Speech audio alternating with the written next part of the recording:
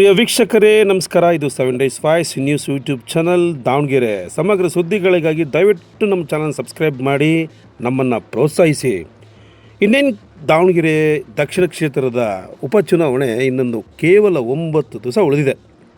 ದಾವಣಗೆರೆಯಲ್ಲಿ ಪ್ರತಿ ಪಕ್ಷದ ನಾಯಕರುಗಳು ತಮ್ಮ ಚುನಾವಣಾ ಪ್ರಚಾರವನ್ನು ಬಹಳ ವೇಗವಾಗಿ ಮಾಡ್ತಾ ಇದ್ದಾರೆ.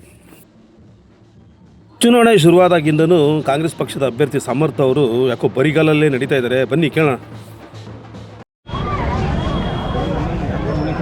ಸರ್ ಒಂದು ನಿಮಿಷ ಸರ್, ಬೆಳಗಿನ ಪ್ರಚಾರಕ್ಕೆ ಬಂದಿದ್ದೀರಾ, ಇವತ್ತು ಏನು ಅನಿಸುತ್ತೆ ನಿಮಗೆ? ಇವತ್ತಿನ ಜನರು ಒಲವು ಭಾಳ ಚೆನ್ನಾಗಿ ನೀವೇ ನೋಡ್ರಿ, ಹೌದು ಸರ್. ಈಗ ಬರಿಗಾಲಲ್ಲೇ ಮಾಡ್ತಾ ಇದ್ದೀರಾ. ಎಲ್ಲರ ಪ್ರಶ್ನೆ ಏನಂತಂದರೆ ಬರಿಗಾಲಲ್ಲೇ ಬರ್ತದೆ ಪಾಪ ಸಣ್ಣ ಹುಡುಗ ಅಂತ. ಎಲ್ಲಿವರೆಗೂ ಇದು ಬರಿಗಾಲ ನಿಮ್ಮದು ಪ್ರಚಾರ? ಅದು ಉದ್ದೇಶ ಏನು ಅಂತ? ಎಲ್ಲ ತನಕ ಸರ್. ಇನ್ನು ಚುನಾವಣೆ ಕೇವಲ ಇನ್ನು 9 ದಿವಸ ಇದೆ. ಇನ್ನು ಮುಂದೆ ಇವತ್ತಿನ ದಿವಸ ಮತ್ತೆ ಮುಂದೆ ಪ್ರಚಾರ ಮುಂದೆ ಈಗ ಜಾಲಿನಗರ, ಸುರೇಶ್ ನಗರ ಮುಗಿಸ್ತೀವಿ ರೀ. ಧೀರಜ್ ಅರಸ್ ಬಡಾವಣೆ ಎಲ್ಲ ಮುಗಿತವೆ. ದಿನಕ್ಕೆ 1-3-4 ವಾರ್ಡ್ ಮಾಡ್ತೀವಿ. ಬಟ್ ಮುಖ್ಯವಾಗಿ ನಮ್ದೇನು ಉದ್ದೇಶ ಅಂದರೆ ಮನೆ ಅಡ್ಡಾಡಿದ್ರಿ. ಬರೀ ಕಾಲು ನೀವು ನೋಡ್ತೀರಾ, ಆದರೆ ಕಾಲಿನಲ್ಲೇ ಅಡ್ಡಾಡೋದು, ಗಾಡಿ ಏನೂ ಬೇಡ. ಹಿಂಗೆ ಮಾಡಿದ್ರೆ ಎಲ್ಲರೂ ಸಿಗ್ತಾರೆ, ಎಲ್ಲರೂ ಅವ್ರದ್ದು ಏನೇನು ಬೇಡಿಕೆಗಳಿದ್ದಾವೆ ನಮ್ಮ ಮುಂದೆ ಇಡ್ತಾರೆ. ಶ್ರೀಮಂತರು ಬಡವರು ಅಂತೇಳಿ ಪ್ರಚಾರ ಆಗ್ತಿದೆ. ಶ್ರೀಮಂತರು ಮಕ್ಕಳು ಬಡವರು ಬರಿಗಾಲಲ್ಲಿ ನಡೀತಾ ಇದ್ದಾರೆ. ಅದು ಭಾಳ ಒಂದು ವಿಶೇಷವಾಗಿ ಎಲ್ಲರ ಕಡೆ ಪ್ರಚಾರ ಆಗ್ತಾ ಇದೆ. ಅದರಲ್ಲಿ ಏನೈತೆ ರೀ, ಶ್ರೀಮಂತರಲ್ಲಿ ಬಡವರಲ್ಲಿ ಕಾಲಿದಾವಲ್ರ, ಕಾಲ ಮೇಲೆ ನಡಿಬೇಕಲ್ಲ. Okay sir, best of luck.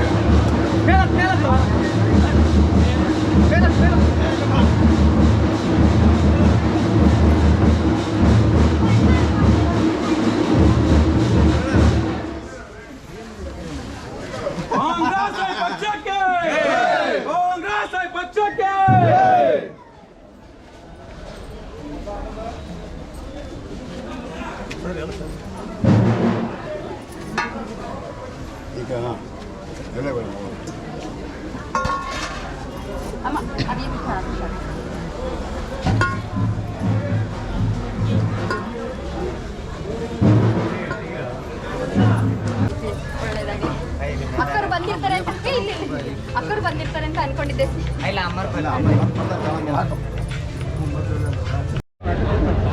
ಸಮರ್ಥ ಅವರನ್ನು ನಾನು ನಾಗರಾಜ್ ಕುಡ್ಲೆ ಅಡ್ವೊಕೇಟ್ ಮಾತಾಡೋದು, ದಾವಣಗೆರೆ ಡಿಸ್ಟಿಕ್.